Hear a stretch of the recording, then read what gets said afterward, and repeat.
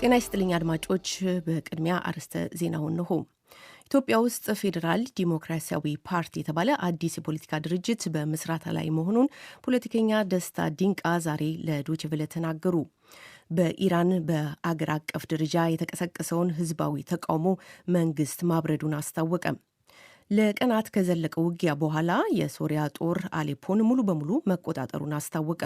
የኩርድ ተወካዮች ግን ይህንን አጣጥለው ውጊያው ቀጥሏል ብለዋል። ችግር ላይ ያሉት የጋዛ ሰርጥ ነዋሪዎች ሁኔታ በዚህ በክረምት ወቅት ይበልጥ መባባሱን የጀርመን ቀይ መስቀል ድርጅት አስታወቀም።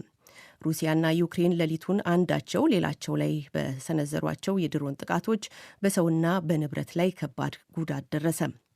የጂ7 ጉባኤ ለትራምፕ ልደት ሲባል አንድ ቀን ተገፋ። ጉባኤው በጎርጎሮሳውያን አቆጣጠር ከሰኔ 15 እስከ 17 ይካሄዳል።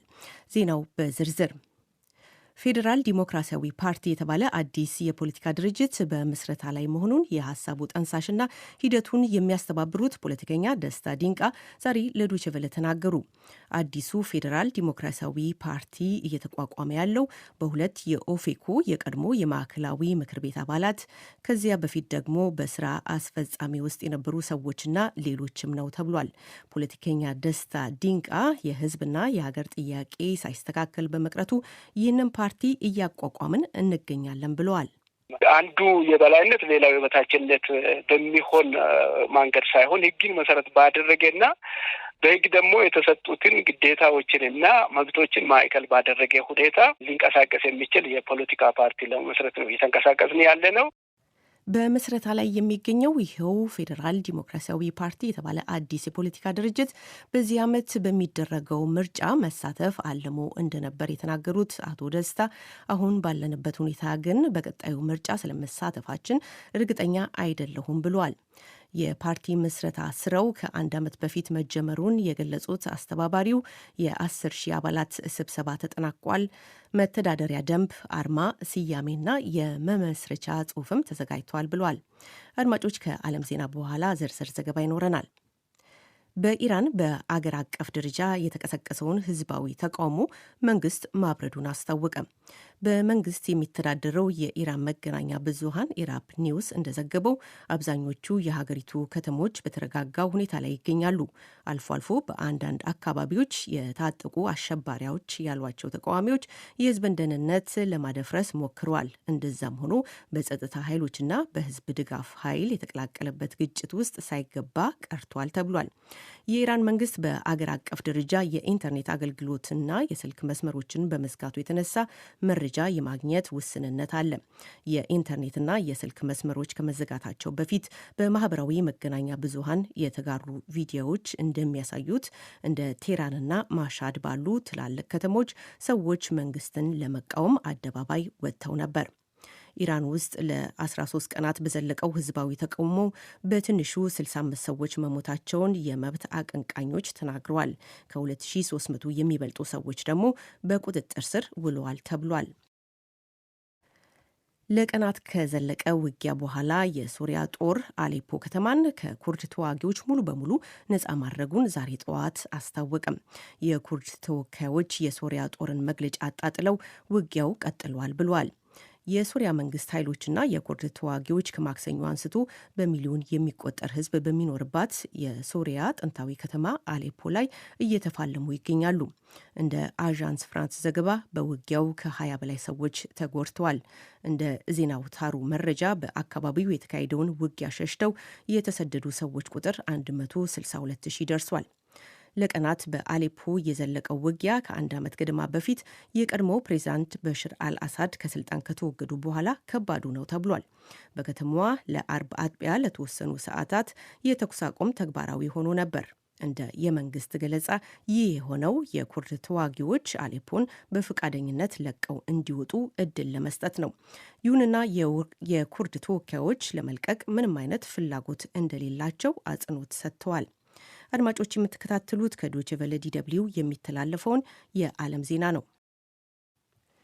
ቀድሞውንም ችግር ላይ ያሉት የጋዛ ሰርጥ ነዋሪዎች ሁኔታ በዚህ በክረምቱ ወቅት ይበልጥ መባባሱን የጀርመን ቀይ መስቀል ድርጅት አስታወቀ። ደካማ የሰብአዊ እርዳታ አቅርቦት ተጨምሮበት የክረምት ወራቱ በተለይ ለህፃናት፣ ለተጎጂዎችና ለአረጋውያን ከባድ ሆኗል ሲሉ የጀርመን ቀይ መስቀል ድርጅት ፕሬዚደንት ሄርማን ግሮኸ ለአንድ የጀርመን ጋዜጣ መግለጻቸውን የጀርመን ዜና ምንጭ ዲፒ ዘግቧል። አሁንም ምግብ፣ የሕክምና ቁሳቁስና መድኃኒት፣ መብራትና ውሃ እጥረት አለ ሲሉም የቀድሞው የጀርመን ጤና ጥበቃ ሚኒስትር ግሮኸ አሳስበዋል። ግሮኸ እንዳሉት ከተኩስ አቁሙ በኋላ የሰብአዊ እርዳታ ሁኔታው በጋዛ ሰርጥ ቢሻሻልም በየዕለቱ የሚያስፈልጉ 600 የጭነት መኪና ሰብአዊ እርዳታዎች እስካሁን ሊሟሉ አልቻለም። እንደ ድንበር የለሽ የሐኪሞች ቡድን ገለጻ በጋዛ ሰርጥ የሕክምና አገልግሎት እጦት ትልቅ ችግር ፈጥሯል። የቡድኑ ዋና ዳይሬክተር ክርስቲያን ካትሰር ብዙ ፍልስጤማውያን ሊታከሙ በሚችሉ በሽታዎች እየሞቱ ነው ሲሉ ለጀርመን ጋዜጣ ተናግረዋል። የተኩስ አቁም ስምምነቱ ተግባራዊ መሆን ከጀመረ በኋላ የእስራኤል ወታደሮች በጋዛ ቢያንስ 439 ፍልስጤማውያንን ገድለዋል ሲል በሐማስ የሚመራው የጤና ጥበቃ ሚኒስቴር ትናንት አስታውቋል። ሆኖም የሟቾቹ ቁጥር በገለልተኛ ወገን አልተረጋገጠም። ሩሲያና ዩክሬን ሌሊቱን አንዳቸው ሌላቸው ላይ በሰነዘሯቸው የድሮን ጥቃቶች በሰውና በንብረት ላይ ከባድ ጉዳት ደረሰ። በደቡብ ምስራቅ ዩክሬን የዲኒፕሮ ፔትሮቭስክ ክልል አስተዳዳሪ ኦሌክሳንደር ሃንሻ እንዳሉት በክልሉ ዋና ከተማ ዲኒፕሮ 3 ሰዎች ቆስለዋል።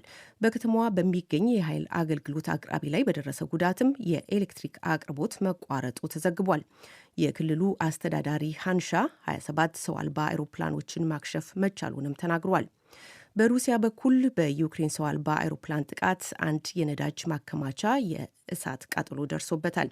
የሩሲያ ቮልጎግራድ ክልል አስተዳዳሪ ስለ ጉዳቱ መጠን ዝርዝር ውስጥ ሳይገቡ የአካባቢው ነዋሪዎችን በቃጠሎ ምክንያት ከስፍራው እንዲሸሹ መደረጉን ዛሬ ቅዳሜ ተናግሯል።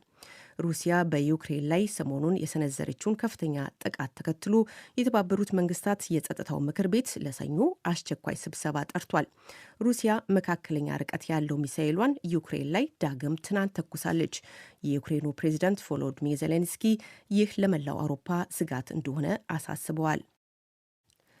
የጂ7 ጉባኤ ለትራምፕ ልደት ሲባል አንድ ቀን ተገፋ።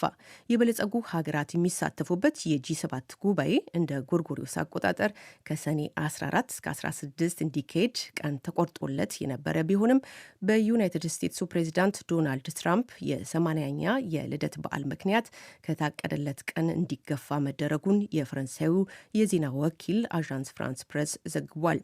የትራምፕ የልደት በዓል ሰኔ 14 ቀን በዋይት ሃውስ ይካሄዳል።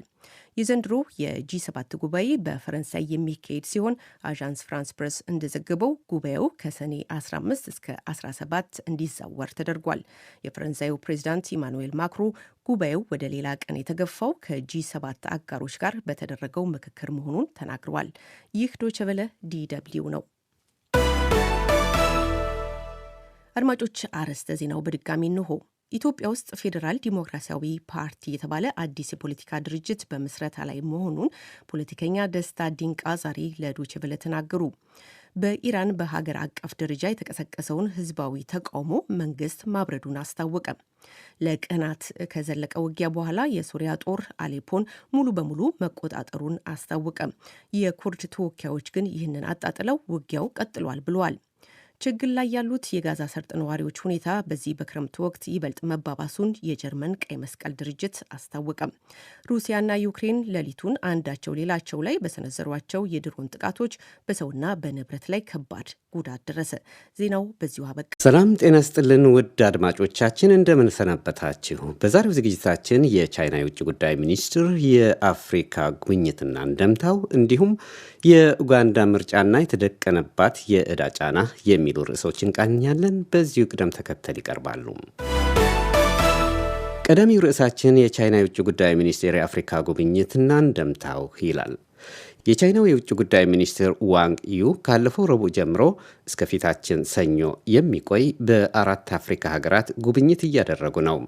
የቻይናው የውጭ ጉዳይ ሚኒስትር በኢትዮጵያ ቆይታቸው ከጠቅላይ ሚኒስትር ዶክተር አብይ አህመድ ጋር በሁለቱም ሀገራት የጋራ ግንኙነትና ይህን ለማጠናከር በሚያስችሉ ጉዳዮች ላይ መክሯል። ጠቅላይ ሚኒስትሩ በማኅበራዊ የትስስር ገጻቸው እንደጻፉት ኢትዮጵያና ቻይና የቆየ ጠንካራ ግንኙነት እንዳላቸውና ይህ ግንኙነት በቅርቡ በሁኔታዎች ወደማይለወጥ የስትራቴጂክ ግንኙነት ማደጉን ገልጿል። በንግድ፣ አረንጓዴ የኃይል አቅርቦት፣ መሠረተ ልማት ግንባታና የዲጂታል ኢኮኖሚ እድገት ላይም መክረዋል።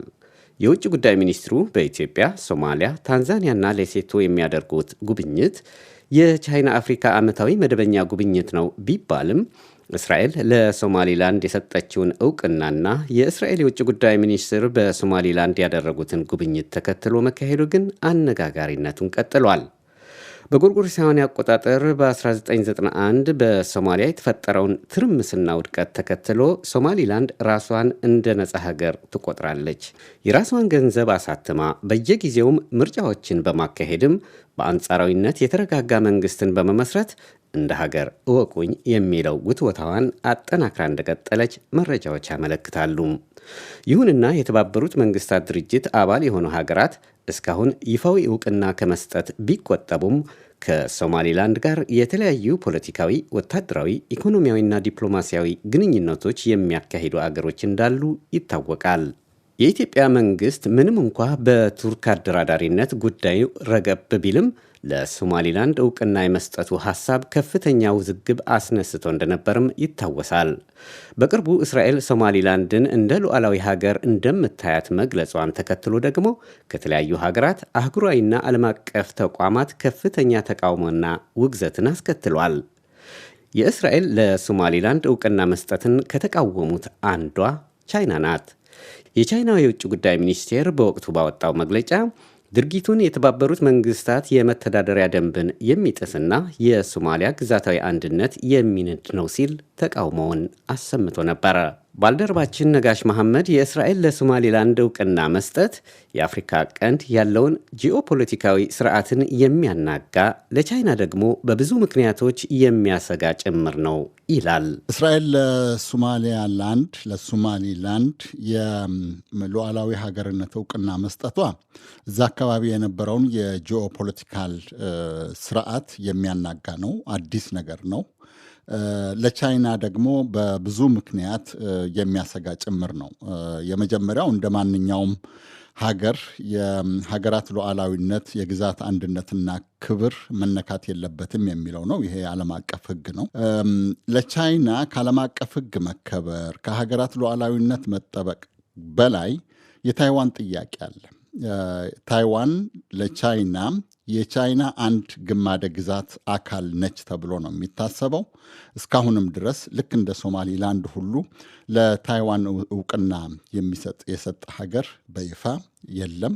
ስለዚህ እስራኤል ለሶማሊላንድ እውቅና ሰጠች ማለት ነገ አንድ ሌላ ሀገር ለታይዋን እውቅና ይሰጣል የሚል ስጋት ያሳድራል። ስለዚህ ለቻይና ለየት የሚለው ከራስ ኢንተረስት፣ ከራስ ጥቅምና ከራስ ላይ ሊመጣ ከሚችል አደጋ ጋር ነው። ከኢትዮጵያ ጠቅላይ ሚኒስትር ቀጥሎ ያነጋገሩት የአፍሪቃ ህብረት መሪዎችን ነው እና አፍሪቃ ህብረትን በጎበኙበት ወቅት የመጀመሪያው የህብረቱ ባለስልጣናት እንዲያደርጉ የፈለጉት ወይም ያደረጉትም ጭምር የቻይናን አንድነት እናከብራለን ወይም አሁንም እውቅና የምንሰጠው ቻይና አንድ እንደሆነች ነው። ያ ማለት ታይዋን የሚባል ሀገር ለአፍሪካ ህብረት የለም ማለት ነው። የእስራኤል መንግስት ለሶማሊላንድ እውቅና መስጠቱ ተከትሎ ጠንከር ያለ መግለጫ ከሰጡት መካከል የየመን ሁቲ አማጽያን ይገኙበታል። እነሱ እንዳሉት እስራኤል ለሶማሊላንድ እውቅና ሰጥታ እንደ ሀገር ግንኙነት ማድረግ ከጀመረች በአካባቢው ባሉ የእስራኤል ወታደራዊና ኢኮኖሚያዊ ጥቅሞቿን ኢላማ ያደረጉ ጥቃቶች እንደሚፈጽሙ ዝተዋል። የእስራኤል እርምጃ የተለያዩ ተቃውሞና ውግዘትን ቢያስከትልም ለዓመታት የነፃነት ጥያቄ ሲያራምዱ የነበሩ የሶማሊላንድ ነዋሪዎች ግን አስፈንድቋል። ይህ የእስራኤል እውቅና ለሶማሊላንድ ይዞላት ወይስ ይዞባት የመጣ ሁኔታ ምንድን ነው አልነው ባልደረባችን ነጋሽ መሐመድን። ይዞባት ይመጣል የሚለው ነው የበለጠ ቢያንስ አሁን ባለው ተጨባጭ ሁኔታ መነሳት ያለበት። ምክንያቱም የመን የተረጋጋ ወይም አንድ የሆነ መንግስት የላትም። ሶማሊያ በጣም ደካማ መንግስት ነው ያለው። የራሱን የግዛት አንድነትና ሉዓላዊነት እንኳን ማስከበር የማይችል ኃይል ነው ያለው። እዛው ሶማሊያ ውስጥ አሸባብ አለ። እስራኤል ምናልባት ያሰበችው ከኢኮኖሚ አንድነት ይሄ በይፋ የሚባለው በግብርና በቴክኖሎጂ በምናምን ከሶማሌላንድ ጋር እንተባበራለን ከሚለው በተጨማሪ እዛ አካባቢ እግሯን ማሳረፊያ ቦታ ትፈልግ ነበር። በቀይ ባህርና በአደን ባህረ ሰላጤ አካባቢ የሚደረጉ ጸረ እስራኤል እንቅስቃሴዎችን ለመቆጣጠር ምንም እንኳን የዩናይትድ ስቴትስ የብሪታንያና የሌሎች የአውሮፓ ሀገራት ድጋፍ ቢኖርም፣ ስለዚህ ከሁቲዎች ብቻ ሳይሆን ከሌሎች ጸረ እስራኤል አቋም ካላቸው ኃይላት ሊሰነዘር የሚችል ጥቃትና እስራኤል የምትፈልገውን የንግድ ይሁን የኢኮኖሚ ይሁን ወይም የፖለቲካ ድጋፍ ለማግኘት እግሯን እዛ ካሳረፈች በኃይል ጭምር አካባቢውን ወይም ጠላት የምትላቸውን ወገኖች ማስገበር ትችላለች ማለት ነው። ይህ አንዱ ነው። ሁለተኛው በእርግጠኝነት መነጋገር ወይም የተዘገበበት ነገር ባይኖርም ጋዛ ውስጥ ያሉ ፍልስጤማውያንን ሌላ ቦታ የማስፈር የረጅምም ይሁን የአጭር ጊዜ እቅድ አለ። ዶናልድ ትራምፕ በግልጽ ተናግረውታል። የእስራኤልም የጠቅላይ ሚኒስትር ቤንያሚን ኔታንያሁ መንግስት ይህንን ይደግፋል፣ ለማድረግም ይሞክራል እና ምናልባት ሶማሊላንድ ጋዛ ውስጥ ያሉ ፍልስጤሞችን እንድታሰፍር ሊጠይቁ ይችላሉ። የቻይና የውጭ ጉዳይ ሚኒስትር ዋንጊው በ4 የአፍሪካ ሀገራት የሚያደርጉት ጉብኝት ቻይና ከአፍሪካ ጋር ያላትን ዲፕሎማሲያዊ ግንኙነት 70ኛ ዓመት መታሰቢያ እንደሆነም ተገልጿል። ይህ ግንኙነት በኢኮኖሚ፣ በባህል፣ በቴክኖሎጂና በፖለቲካው ዘርፎች አጠናክራ ለመቀጠል ፍላጎት እንዳላት ቻይና ትገልጻለች። በአንጻሩ ደግሞ ቻይና ለአፍሪካ ሀገራት ያለ ፖሊሲ ጫናና በቀላል የቢሮክራሲ ውጣ ውረድ በገፍ የምታቀርበውን ብድር የሀገራቱን መጻኢ ዕድል በቻይና ስር እንዲወድቅ ያደርጋል የሚል መከራከሪያ የሚያቀርቡ የፖለቲካ ተንታኞችም ይደመጣሉ። ኡጋንዳ እንደ ጎርጎሳውያኑ አቆጣጠር የፊታችን ጥር 15 ቀን 2026 ዓ.ም ምርጫ ልታካሄድ ነው።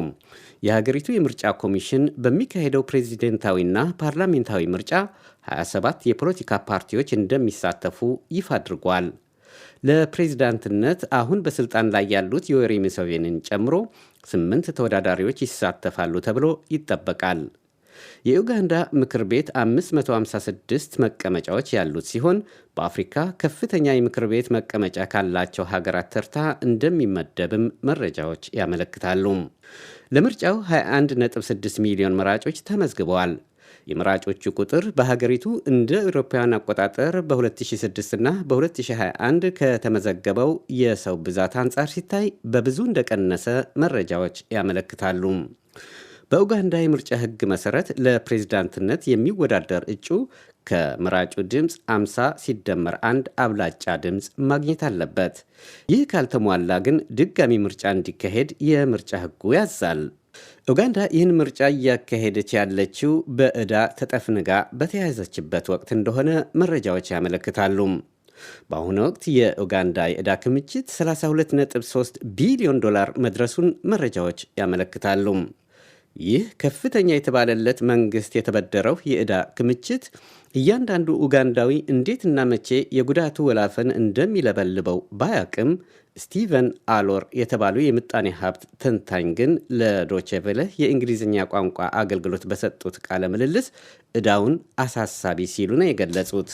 መንግስት እያጋጠመው ያለውን የበጀት ጉድለት ህዝቡን ከባድ ዋጋ እያስከፈለው መሆኑን በማከል መንግስት ሁሌ ያለበትን ዕዳ ከአጠቃላይ የሀገሪቱ ዓመታዊ ምርት አንጻር የተረጋጋ ነው እንደሚል አውቃለሁ።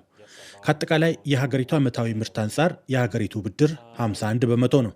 ይሁንና በኡጋንዳ እየሆነ ካለው አንጻር ስንመለከተው ይህ የተረጋጋ ኢኮኖሚን አያመጣም። የህዝብ አስተዳደሩን ተመልከቱ። ወጪዎች እንዴት እያስተዳደር እንደሆነ ተመልከቱ። የምጣኔ ሀብት ባለሙያው ስቲቨን አሎር አክለውም የበጀት ጉድለቱ የመንገድ መሰረተ ልማት ግንባታዎች የመቋረጥ፣ ትኩረት የተነፈጋቸው የጤና ተቋማትን ጨምሮ የተለያዩ የተጀመሩ መሰረተ ልማት ፕሮጀክቶች ሊጓተቱ አሊያም ሊቋረጡ እንደሚችሉ ያስጠነቅቃሉ። የኡጋንዳ መንግስት ከሀገር ውስጥ የሚበደረው የገንዘብ መጠን ለመቀነስ አቅዶ እየሰራ እንደሆነ ይገልጻል። ባለፈው ታህሳስ ወር ይፋ ያደረገው እቅድ እንደሚያመላክተው መንግስት ከሀገር ውስጥ የፋይናንስ ምንጮች የሚወስደውን ብድር በ21.1 በመቶ ይቀንሳል። ይህን ያደረገበት ምክንያትም የዕዳ ክምችቱ ከአገራዊ ዓመታዊ አጠቃላይ ገቢ ተመጣጥኖ እንዲሄድና የብድር ክምችቱ በኢኮኖሚው ላይ ያሳደረውን ጫና ለመቀነስ እንደሆነም አመልክቷል።